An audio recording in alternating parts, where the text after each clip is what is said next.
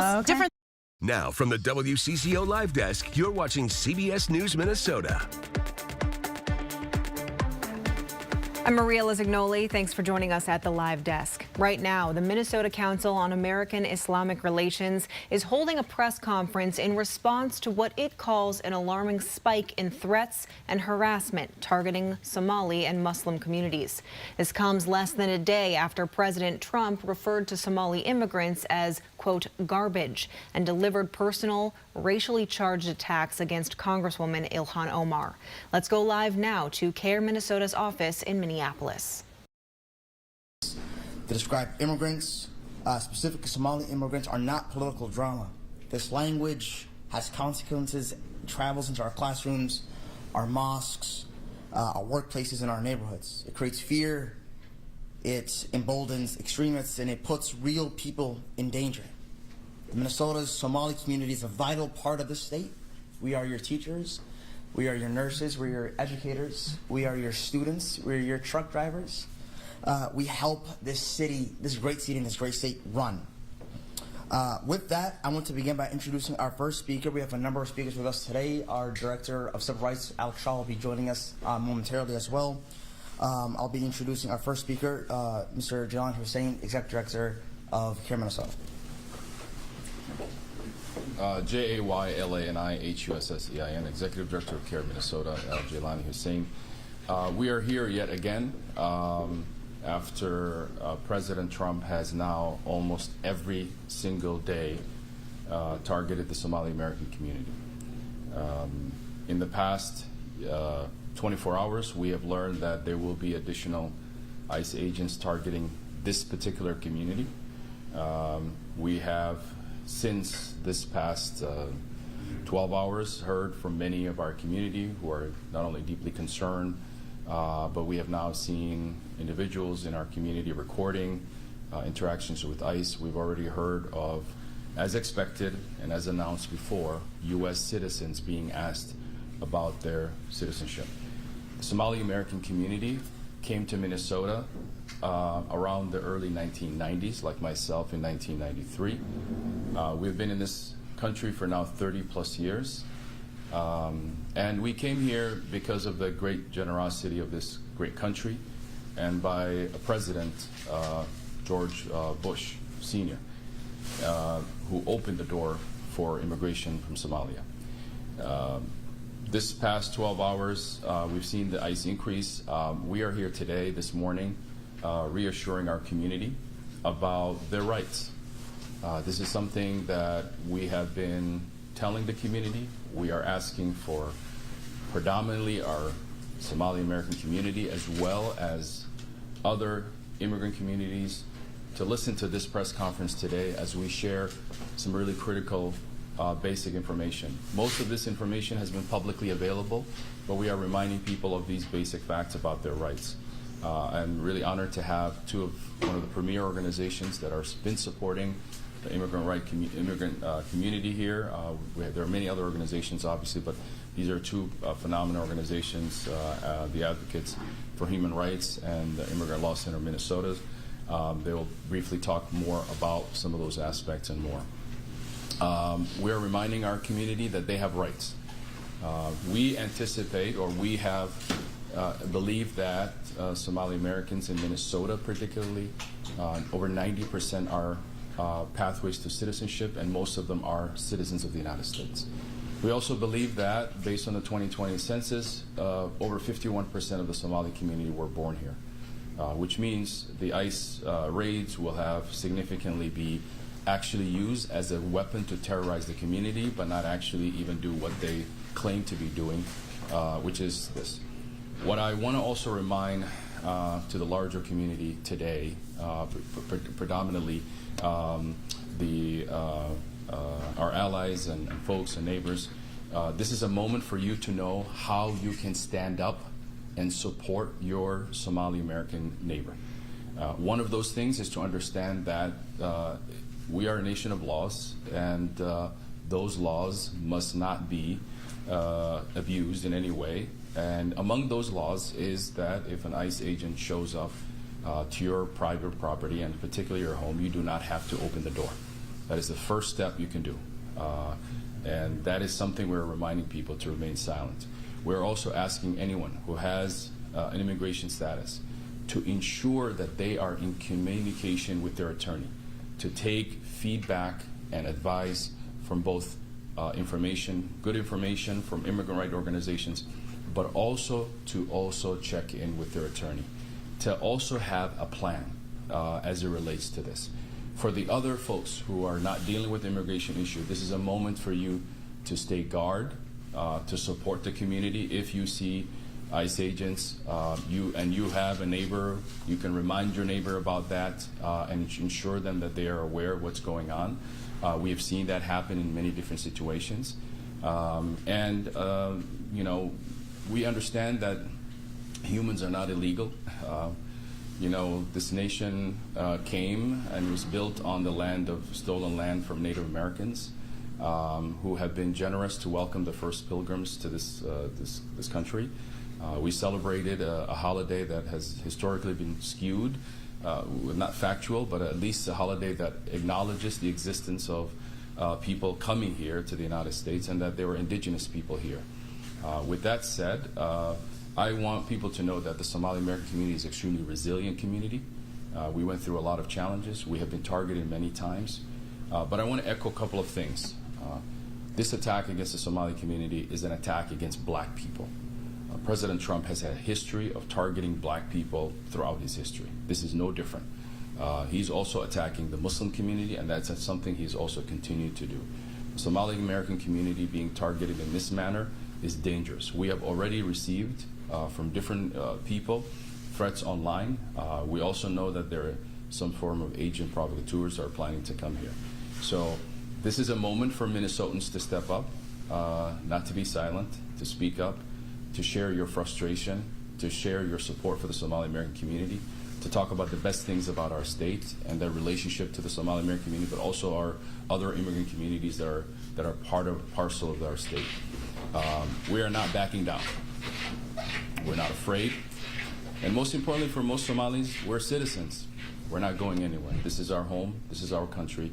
And we're going to do everything possible to ensure that we fight for inclusion, just like many others in this country have fought, from Irish to Italians to other community members who were targeted severely in other immigration efforts, including our Japanese American community and others. So we're not giving up, we're not going anywhere. But we want to ensure people, instead of living in fear and hysteria, to know your rights. If you know your rights, you will be comfortable to know that you have things you could do to safeguard yourself in this moment. For the leaders, specifically for state political leaders, this is not a moment to score political points. This is a moment to ensure that you speak truth to this matter. Attacking a community for the acts of individuals is not only wrong and evil, but it's basically the best description of racism. And so anyone who engages in collective punishment of a community or a collective stereotyping of a community is the textbook definition of racism. And so therefore, we want people to know that. And I want to remind and welcome some of the GOP leaders who have said some positive things to continue to do that, to ensure that this attacks against the Somali community is reminded to President Trump. As also we mentioned, there are many Somalis who voted for President Trump. There are many Republican Somali Americans who are extremely disillusioned and frustrated with this attack against our community unfairly. And we're encouraging in this moment to see who will stand up for truth and who will be silent and for evil. And with that, I'll turn it over. Thank you so much, Jailani. Next, we're joined by one of the state's most respected human rights leaders. She spent years documenting abuse, supporting asylum seekers, and defending the rights of immigrant communities here in Minnesota and across the world. Please welcome Michelle Garnett McKenzie from the Advocates of Human Rights. Thank you. Michelle, M-I-C-H-E-L-E, Garnett, G-A-R-N-E-T-T, McKenzie, M-C, capital K-E-N-Z-I-E. I am the Executive Director at the Advocates for Human Rights. Just want to reiterate how the rule of law is a fundamental tenet of human rights and of democracy, and it means individuals should be accountable for actions they commit, but no one should be punished for an act they did not commit. Group reprisals, as Jaylani said, violate basic human rights principles of due process and equal protection. They violate the things we hold most dear in this country. And the toxic rhetoric that's being weaponized right now against Somalis in Minnesota in particular, and in different ways against different groups right now, is truly advancing an agenda that is bent on ending America's commitment to humanitarian protections and to making sure that all immigrants and their families and their friends and their employers and their communities feel less, not more, secure in being part of the fabric of our country. That is the goal here, this opportunistic attack, and it is truly shameful. People do have rights, and those rights are guaranteed to persons under our Constitution, not to citizens under our Constitution. It's incredibly important and powerful. This is, again, the engine of our democracy, that each of us is individually protected from government abuse of power. I'm holding this red card, which is something that some of you may have seen out in our communities. They are an articulation for all of us, because we may not all know the constitutional rights that we hold in the moment that we need them, that you do not have to open the door. You can choose to not open the door unless there is a warrant for the government to enter your property. Without a warrant to enter your property, not just a warrant for you to be deported or arrested, but a warrant to enter your property, the government does not have a right to come into that property, and you can keep that door closed. You don't have to answer questions. We all have heard over and over on TV, you have the right to remain silent. Anything that you do say can and will be used against you in a court of law. Those are important rights that we hold, and you do not have to be bullied into or coerced into answering questions that the government asks. And you don't have to sign papers without knowing what they mean and agreeing to sign them. You have the right to an attorney when you are confronted with the government's power. These are fundamental rights that we all hold, and if we don't exercise those rights, they atrophy. So we have to hold those dear. As part of Minnesota's Immigration Legal Services community, and my colleague will talk more about this, I'm sure, we have been doing our best to make sure people know their rights and have access to the individual information that they need about their own case. Every case is different. As Jaylani said, there are thousands of U.S.-born, U.S. citizen people here who also identify with immigrant communities, or who will be identified because of what they look like or sound like as an immigrant. One of the things that we can do and should do in this moment is also document when we as citizens are approached and asked for documentation. How many of us have walked down the street and been asked to show our papers? This is not what America is like. This is not what Minnesota is like. This is not what our streets are, what we expect in a free society. And when that starts happening, as it has begun already, based on what someone looks like or sounds like, we are in peril. So document those activities, make sure those get reported up to someone who can help fight those in a court of law. I'm going to stop now and turn things over to Jenny. Thank you. Thank you so much, Michelle. All right. Our next speaker is someone whose organization works directly with families navigating immigration challenges every single day.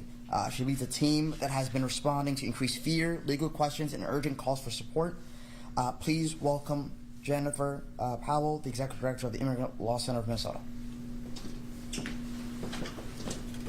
Good morning. Jennifer Stoll, S-T-O-H-L, P-O-W-E-L-L. I'm the Executive Director of the Immigrant Law Center of Minnesota. We are a nonprofit legal services organization serving low-income refugees and immigrants throughout Minnesota and refugees and asylees in North Dakota. We have offices throughout the state of Minnesota. I'm here today because we stand with and support our Somali clients and our Somali community and neighbors. I've worked with Somali clients for many years, helping them obtain their green cards after coming into the country as refugees, all the way through the process of becoming U.S. citizens. Our organization continues to serve immigrants from across the world and stand ready to provide immigration legal services together with our partners like the Advocates for Human Rights and other legal services organizations here in Minnesota. One of the things that our office does is provide resources to people who are detained. Detainees can call our office. Their family members can also call to seek information and will be provided with resources about their rights as someone who is detained. As Michelle shared, to obtain access to residence, they need a judicial warrant. It should also include the name of the person that they're looking for and the correct address. We've already talked about the right to remain silent, right to an attorney, and the right to refuse to sign anything till they talk to an attorney. Individuals who are observing also have the right to record at a safe distance what's happening. So those are some of the rights that clients have, the community has, and we stand ready with resources and information and to serve clients that are detained by ICE and in immigration removal or deportation proceedings.